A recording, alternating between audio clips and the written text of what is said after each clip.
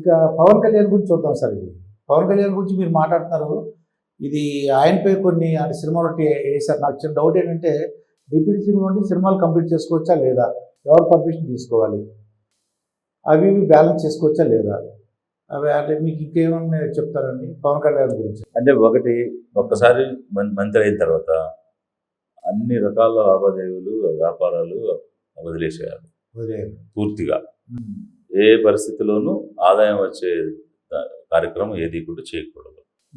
ఒకవేళ మూవీస్లో యాక్ట్ చేయాలి అనుకుంటే అతను రిజైన్ చేయాలి.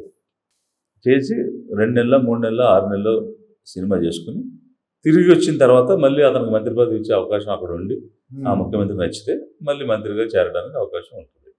అంతే తప్ప మంత్రిగా కొనసాగుతూ ఇలాంటి కార్యక్రమాలు చేయడానికి రాజ్యాంగం ఒప్పుకోదు. ఎందుకంటే కాన్ఫ్లిక్ట్ ఆఫ్ ఇంట్రెస్ట్ అనేది ఉంది అక్కడ. మంత్రిగా నీ ఇంట్రెస్ట్ ఏంటి? ప్రజలు, ప్రభుత్వం. ఆ రెండు మానేసి నేను వేరే కార్యక్రమం చేస్తానంటే you're deviating from your oath. మీరు వేసిన ప్రమాణ స్వీకారం నుంచి మీరు డివియేట్ అయిపోయారు. సో డివియేట్ అయిపోయి ఉల్లంఘన చేశారు. సో కాబట్టి మీరు శిక్షార్హులు. మంత్రి పదవిలో మీరు కొనసాగడానికి అవకాశం లేదు. సో ఇమీడియట్గా ఆయన బర్తరఫ్ చేయాలి. బికాజ్ ఆయన సెల్ఫ్ అంటే అతనికి, అతని యూనిట్కి, అతనికి సంబంధించిన వాళ్ళకి డబ్బు వచ్చే విధంగా అధికారాన్ని దుర్వినియోగం చేశాడు. టికెట్లు రేట్లు పెంచే కార్యక్రమం చేశారు. సో ఆయనకు మంత్రి పదవి ఉంది కాబట్టి దగ్గరుండి సీఎం దగ్గర ఒప్పించుకుని చేయించుకున్నాడు. So nothing but influencing CM using his position. So it's a misuse of power. అంటే నువ్వు ఫ్రీగా యాక్ట్ చేశాను, నా దగ్గర ఆదాయం రాలేదంటే ఫ్రీగా యాక్ట్ చేశాను. కరెక్ట్. కానీ వాళ్ళందరికీ ఆదాయం వచ్చింది, దానికోసం నువ్వు పనిచేసావు. ఓకే. సో నీ వాళ్ళకి, నీ యూనిట్కి, నీకు సంబంధించిన వాళ్ళకి డబ్బు వచ్చే విధంగా నువ్వు పనిచేసావు. అంటే నీ అధికారాన్ని వాడుకుని వాళ్ళకి ఫేవరెటిజం, నెపోటిజం చేసి డబ్బు వచ్చేట్టు చేశావు. That itself is crime, deviation from the oath. రాగద్వేషాలకు అతీతంగా బంధుప్రీతి కానీ అదే కదా ఆయన మాట. ప్రమాణ స్వీకారంలో చేసింది ఏంటి? ఎలాంటి బంధుప్రీతి ఉండదు, రాగద్వేషాలకు అతీతంగా పనిచేస్తాం, అంతఃకరణ శుద్ధితో పనిచేస్తాం ప్రమాణం చేశావు కదా. అవన్నీ వైలేట్ అయినట్టే కదా.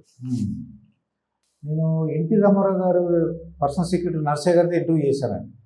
చేసినప్పుడు ఈయన చీఫ్ మినిస్టర్ ఉండి ఏదో సినిమాలో బ్రహ్మర్షి విశ్వామిత్ర ఇది వేశారటండి. వేసి ఆ ఫైల్స్ సంతకం అక్కడ ఆఫీసులో సంతకం పెట్టేవారటండి. ఎలా యాక్ట్ చేశారో అని అడిగేవారటండి. ఎలా ఉందండి అంటే చాలా దరిద్రంగా ఉందండి, ఆ హీరోయిన్తో మీరు చూడలేకపోతున్నాను అని చెప్పారండి నరసయ్య గారు. పెద్ద సెక్యూరిటీ ఆఫీసర్ అనమాట. అంటే ఫ్రెండ్లీగా మాట్లాడేవారు అనుకుంటా. అంటే అప్పుడు చీఫ్ మినిస్టర్ యాక్ట్ చేశారు సార్ ఆయన. అంటే అప్పుడు మరి రాజ్యాంగం మరి ఎవరు పర్మిషన్ తీసుకున్నారో నాకు తెలియదు, కానీ ఆయన మాత్రం యాక్ట్ చేశారండి. పర్మిషన్ తీసుకుంటే యాక్ట్ చేయొచ్చారండి ఆయన. అదే పర్మిషన్ అంటే నేను అదే చెప్తున్నా కదా, పదవిలో ఉండి చేయడానికి లేదు, మళ్ళీ చేసి మళ్ళీ పదవిలోకి రావచ్చు. అది మంత్రి రిజైన్ చేసి రావచ్చు అన్నమాట. ఐ థింక్ ఆయన ఏదో 2-3 సినిమాలు ఉన్నాయిలేండి. అదే ఆ టైంలో వాళ్ళు ఏదో తీసుకుని ఉంటారు, పర్మిషన్ తీసుకుంటారు.